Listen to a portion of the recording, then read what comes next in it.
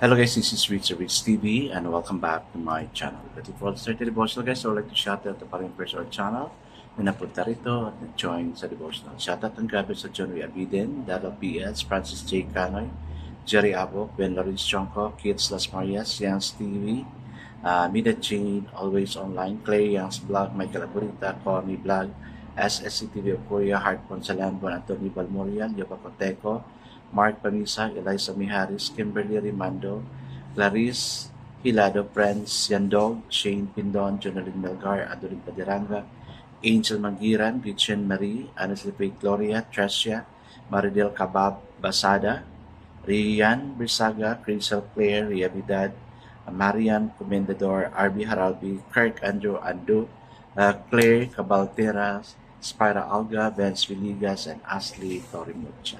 Shoutout na rin sa mga hindi nakisabay naman sa devotional but still napunta pa rin dito para manood ang makinig sa devotional. God bless us all guys.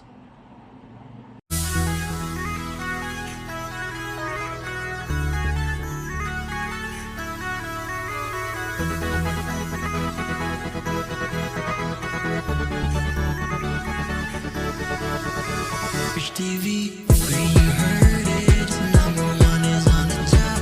Good advice is will never stop. Rich TV, where you heard it, number one is on the top. Good advice is will never stop. Hello guys, patapos na naman yung buwan ng Abril, no? And then soon will be at May. So, lubos-lubos na natin yung time natin, enjoy natin yung vacation. No? Kasi 1 month more to go, klase na naman, trabaho na naman. Sige lang, laban lang tayo sa buwan. I guess as a procedure devotional, let's open the Bible to John chapter 21 verses 20 to 23. Still guys, I'm using the devotional study Bible because the word seriously so simplified and maintained talaga natin. Okay, the word of the Lord in John chapter 21 verses 20 to 23 says, Peter turned and saw that the disciples of Jesus' love was following them. This was the one who had leaned back against Jesus at the upper and had said, Lord, who is going to betray you? When Peter saw him, he asked, Lord, what about him? Jesus answered, If I want him to remain alive until I return, what is it to you? You must follow me. Because of this, the rumor spread among the brothers that these disciples would not die. But Jesus did not say that he would not die. He only said, If I want him to remain alive until I return, what is that to you? Amen. Amen. Hi guys, let's now pray. Father God, there are really those who are privileged, O Lord God, to remain in you na hindi na mamatay. Just like Elijah and the eunuch, O Lord. They're so privileged na even before and until now, they are living with you, O Lord God. Lord, sana sa sa buhay namin ganito din kami. We do not know if we'll die or you will let us live forever with you. Kaya nangyari sa dalawa, O Lord God. Yes, di namin alam, but thank you that you hold our future. Thank you, dear God. Salamat sa presensya sa bawat isa na nandito ngayon, O God. Ikaw ang mag-bless, magbigay ng mga pangangailangan ng bawat isa na nandito. God bless us all, O God. Bless us all. Bless the viewers. In Jesus' name we pray. Amen and amen. The focus verse we have for this evening, guys, is found in John chapter 21, verse 21. And it says, Peter, seeing him, said to Jesus, But Lord, what about this man? So the title of our devotion for this evening, guys, is Debilitating Comparisons. We blush with embarrassment. How like most of us, Peter was. Oh no? Minsan namumula tayo because of embarrassment. He wanted to evaluate John's assignment before he accepted his own. Would John be given a higher position, a better title, greater opportunities? How often we miss the sublime, unique calling that Christ gives to each of us by comparison with others.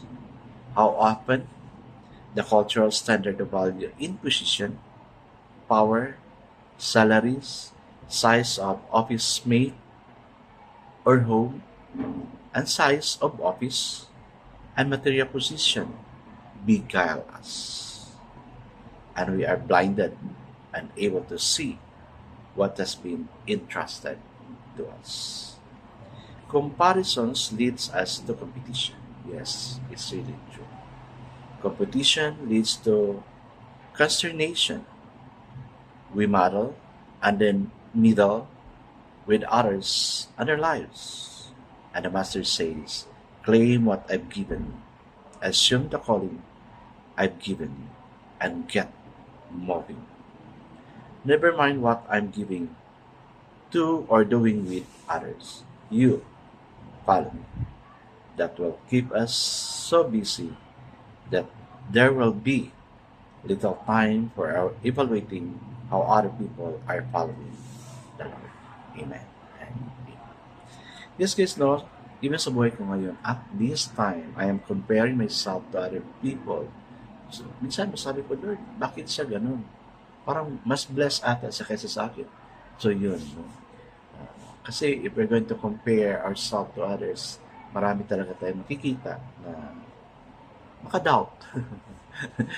We can doubt with God. Lord, lagi naman ako nag-pray. Bakit ganun? No?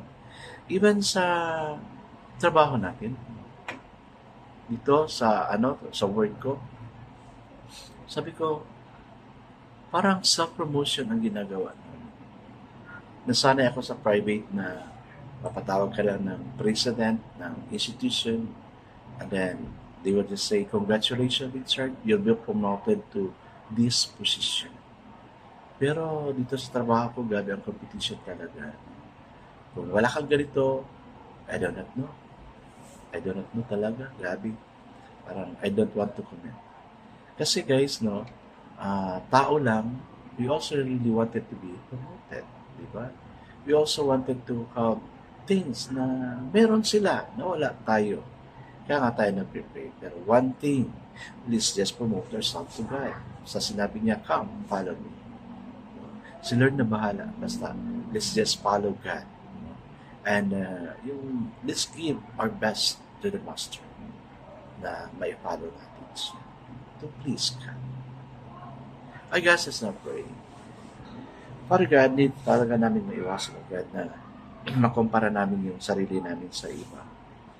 And that it would lead to something that we could ask, Lord, bakit sila may ganito? Bakit sila? Then bakit ako ganito? Thank you to God that you're holy our creature. Lord, teach us to follow you, and everything will also follow unto us. Father, comparisons are denial of the ones never to be repeated miracle each of us is. Amen. Amen. Amen. Yes, guys, let's stop comparing ourselves and let's move on following God as one of His commands sa devotional natin. God bless us all. Get you know, celebrate your best 10 times better. This is again Rich TV. Kita-kita tayo ulit. Paalam!